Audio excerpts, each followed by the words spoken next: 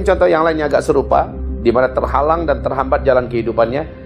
Dia tamatan S2 dari Oxford umpamanya, dan dia punya prestasi yang seabrek-abrek. Kemudian dia melanjutkan sampai ke tingkat doktor, spesialis umpamanya di bidang otomotif. Dia sudah belajar ke Jerman juga, dia sudah belajar ke Jepang dan sebagainya, kemampuannya selangit. Lalu dia buka di tengah kota, di pusat keramaian, ya, di bagian yang paling strategis, dan dia buka sebuah bengkel otomotif yang paling canggih, ya, dengan biaya yang sangat terjangkau untuk seluruh jenis kendaraan dan merek. Seharusnya, dan dia datangkan pula orang-orang ahli dan handal yang akan bekerja bersamanya. Seharusnya banyak dong yang merapat dan menitipkan mobilnya untuk diperbaiki di sana. Tapi yang terjadi apa? Orang lalu lalang saja, tempatnya selalu sepi. Bahkan ketika ditanya kepada orang-orang yang mobilnya rusak, kenapa kamu tidak masukkan ke bengkel anu? Mereka mengatakan, bengkel apa? Kami bahkan tidak melihat ada bengkel di situ. Sampai-sampai orang lalu lalang nggak melihat di situ ada bengkel. Berarti ini ada pengganggu yang menjadikan jalan kehidupan orang ini terhalang. Maka kita dapat pastikan ini sudah ada unsur kerjaan setan. Sudah ada permainan sihir di situ. Saudara-saudaraku yang kami muliakan, itu hanya sebagai contoh. Banyak contoh-contoh lain yang agak mirip dan serupa. Yang kedua yang tidak normal adalah di bidang kesehatan. Seperti yang kami katakan tadi, ya, dia betul-betul sangat tersiksa dan menderita. Sementara dokter mengatakan kamu tidak apa-apa. Dicek di labor, diperiksa dengan peralatan canggih kedokteran, kamu tidak ada kendala apa-apa. Padahal dia sangat tersiksa dan menderita. Bahkan ada orang yang lumpuh mendadak, tidak diketahui penyebabnya. Dicek oleh dokter juga tidak ada masalah apa-apa. Ternyata orang ini mengalami gangguan sihir atau gangguan syaitan yang terlaknat, atau penyakit yang tidak sembuh-sembuh dengan obat apa saja. Tidak sembuh-sembuh. Yang ketiga, kita bisa menyaksikan orang ini mengalami perubahan mental secara tidak normal, ya. Perubahan mental, mendadak saja pengen bunuh diri terus.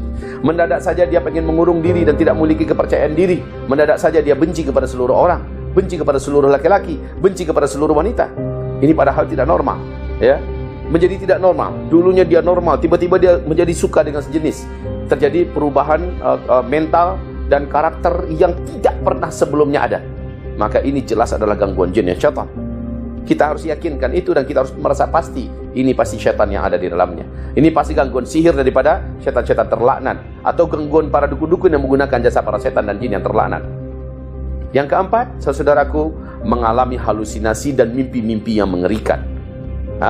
Sehingga sampai ke tingkat di mana dia bisa jadi dia berjalan di dalam mimpinya dan dia melakukan hal yang membahayakan nyawanya. Atau bisa jadi dia mengalami halusinasi atau bisikan-bisikan yang sangat kuat, di mana bisikan itu mengajaknya bunuh, ya, atau bunuh dirimu. Ini adalah hal-hal yang sangat positif dan pasti orang ini sudah dikuasai oleh syaitan, sudah diganggu oleh jin yang terlaknat, ya, jin-jin jahat. Saudaraku yang kami muliakan, maka dalam hal ini alhamdulillah Islam selalu memberikan solusi. Nabi Muhammad SAW kena sihir, Nabi kena sihir, maka siapa lagi kita? Sebelum Nabi Muhammad adalah Nabi Ayub alaihissalam juga diganggu habis-habisan oleh syaitan sehingga mengalami sakit yang sangat parah, sakit yang hampir saja merenggut nyawanya setelah sebelumnya merenggut segala-galanya dari kehidupannya. Tapi pada akhirnya Allah menolong para nabi-nabinya dan Allah menolong para hamba-hambanya. Yang terjadi pada Nabi Ayub, dengan kesabaran yang luar biasa, dengan syukurnya yang tidak pernah berhenti dari lisannya, dengan zikir dan doanya kepada Allah, Allah angkat semua gangguan itu dan Allah menangkan kembali Nabi Ayub alaihissalam. Begitu juga dengan Nabi Muhammad SAW. Hampir saja beliau meninggal dunia. Panas yang luar biasa dialami oleh Nabi Muhammad, sakit yang luar biasa. Ternyata turunlah malaikat Jibril memberitahu kamu kena sihir. Kemudian diberikan ajaran kepada Nabi Muhammad SAW dari langit, di mana diturunkan 3 qul dan diperintahkan bacalah ini.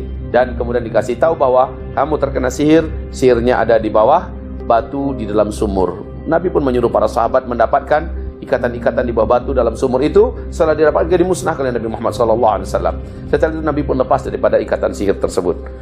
Bila selevel Nabi Muhammad saja kena, selevel para nabi-nabi saja bisa diserang, maka apalagi kita. Nah, saudaraku yang kami muliakan, kami cintai, dalam pembicaraan kita yang kali ini, saya sebenarnya merasa bahagia dan bangga sekali dapat mengajarkan kepada umat perkara-perkara gaib, yang mana perkara ini sesungguhnya tidak boleh dianggap remeh. Perkara yang harus kita ambil kepedulian yang serius, di mana perkara ini bisa menjadi benteng apabila kita mengetahui kunci-kunci dan ilmunya. Ingat sekali lagi, ini adalah akhir zaman, makar-makar mereka semakin kuat, setan-setan terjahat telah dilepaskan, dan mereka bergentayangan ke seluruh muka bumi menguatkan dan mengencangkan kejahatan.